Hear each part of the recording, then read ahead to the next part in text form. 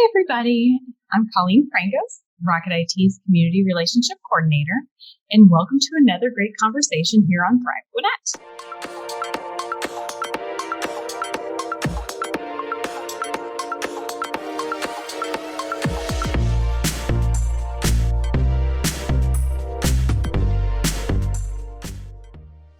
Thrive Gwinnett is Rocket IT's community-focused video series, and I have the best job in the world.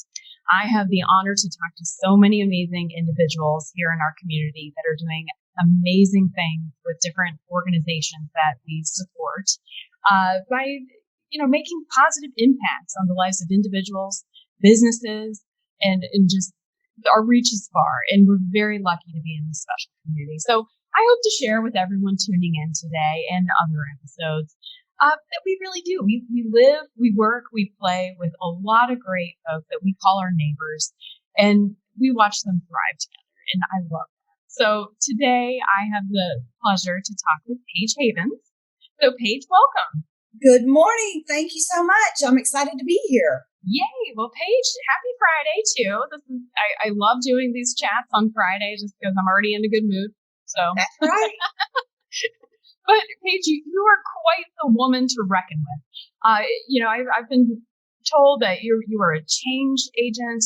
You have moxie. I have so many descriptor words that just really encompass who you are. And you've got a fabulous marketing and community relations consulting business here in Gwinnett, and you wear many hats and you support and champion many causes.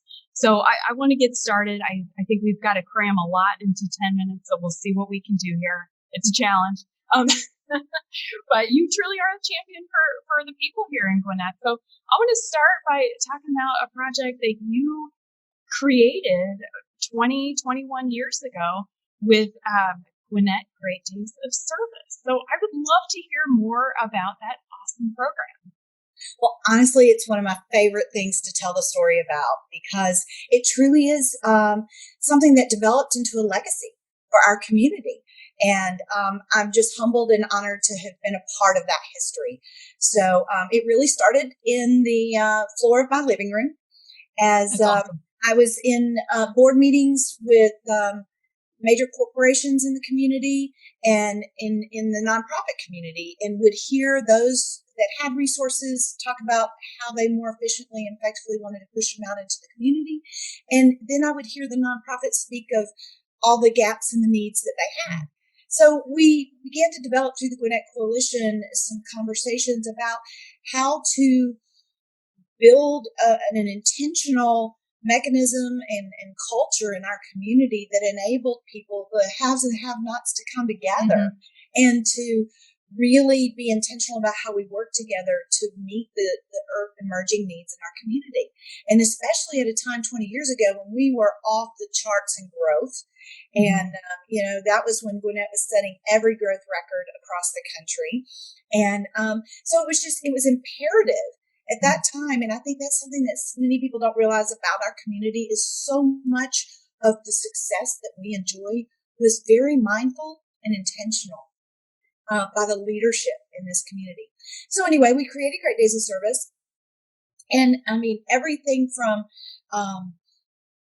creating service learning curriculum for our schools to begin to realize that not only do we have to own the current generation, but the generations to come, teaching our kids to care for each other, teaching our community to rally when we cry, and to really be able to step up and say, we have got to care for each other because nobody else will. And I'm proud to say 20 years later, Great Days of Service is still standing and running strong. And we are constantly morphing it and changing it to the real-time needs in our community. Absolutely. And Paige, speaking of real-time needs, it is no understatement to say 2020 has been rough. I think especially the need for Gwinnett Great Days of Service and the support that the community can show right now is imperative. This year does look different with how people can help. Opportunities aren't going to be the same as they have been in the past. So Paige, tell me a little bit, what can folks do this year to help with Gwinnett Great Days of Service? Well, it's interesting because, as I said, we've been intentional about morphing Great Days as the needs in the community have changed, and certainly this year is a very different component. Mm-hmm. So we went from one day of service to a full weekend of service to then we began to develop a culture where what we want to do is connect people to ongoing service opportunities for their companies and for their families. And so now we're at a point where we can stand up that infrastructure that we built and really begin to address the needs of what's happening here for the pandemic. So for Great Days of Service this year, it's actually going to stretch over pretty much the month of October.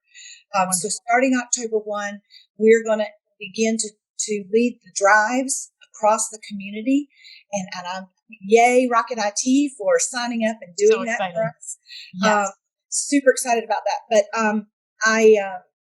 what we're going to do is offer for people to drop things off that we need and respond, and they can choose where their heart, what speaks most to their heart. So if you've got old technology laying around the house, or if you've got canned goods that you want to clear out, and you've got personal care items that you want to do. So many people have been doing that, purging and cleaning in their house. So let's be intentional about where we put it back out in the community.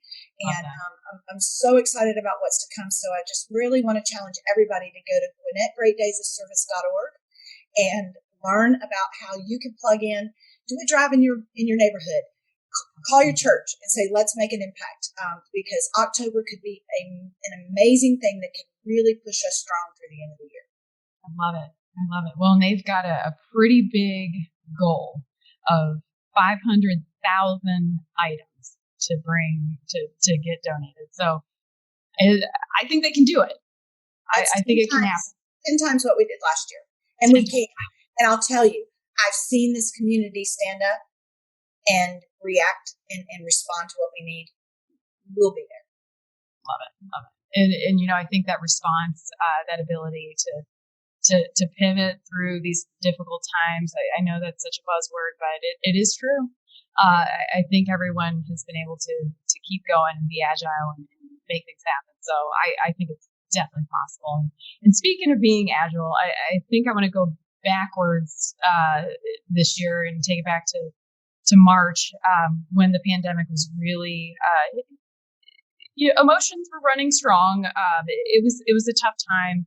I think everyone was really panicking in a way that, what do we do? And luckily, Paige, you were a part of a great leadership team, with Gwinnett Cares. I remember it was with Randy Redner, Scott Modestley, and you, and I can't remember who else was on that call, but it was a Zoom meeting organized, I think, through Leadership Gwinnett to discuss, hey, we need some champions behind this. We need folks to spread the word. And it was with your leadership page that helped get Gwinnett Cares up and going. So I want to hear more about that spectacular effort. Heroics. Well, no, I'll tell you, it's been an amazing initiative. Certainly, key leaders that have been working in that social service market, sector here in our community saw that pandemic coming like a freight train. And literally the week that the shutdown took place, we were already having conversations. We need to get ready for this. We need to brace for this. We need to. So what infrastructure do we currently have in place? Right. Who do we need to bring to the table? So we very quickly, as part of under the brand of Gwinnett Cares, and literally that was a 5-minute search on GoDaddy to say, what can we find? Because we've got to create a communications platform. And you have to put something on the web, right? So right, what absolutely. we needed was a communications effort where everybody could go to if everybody was singing off the same song sheet. And it could be a place where everybody in the system, the ecosystem, could push people back out and say, this is where you go to get the information you need. And so that's what I've been working on, is driving that marketing communications piece so that we are consistent with our messaging. But what we did was stood up 6 working response teams focusing on homelessness and housing, food insecurity, healthcare, to stop and think. Workforce development, multiculturalism, and education. So we really began to say, what is our community going to need? And we need subject matter experts who are focusing in these sectors. And we, can add things along the way if we need to, but it's turned out to be a very powerful team. So we have these response teams in each of these sectors, and we have had calls for 5 months straight, every week. Everyone's at the table saying, what's happening real time on the ground? What do we need to be responding to? And what do we need to be communicating out? Right. Constantly checking ourselves are we working as efficiently and effectively as we need? And we're constantly pulling new partners into the table. So, and this is across all sectors of our community, from government to business to education. It's not just nonprofit executives at the table. So I can tell you, I look back now and realize that the infrastructure we laid in place with Great Days of Service has made us stand up and be strong during this time. It has seen us through this pandemic, and it is powerful. And I have to tell you, I constantly have to step back and just go, wow, look at that legacy that we have. And what's amazing is I'm now having other communities call me and say, how can I start a Cobb Cares? How can I start a Fulton Cares? And they don't have the infrastructure to do.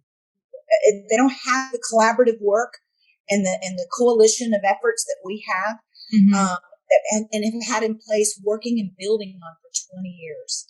So it's so humbling for me to look back and say, this one idea of creating a day of service that grew into 20 years of service to now an infrastructure and a base that has sustained our community and helped us thrive and care for each other through the pandemic.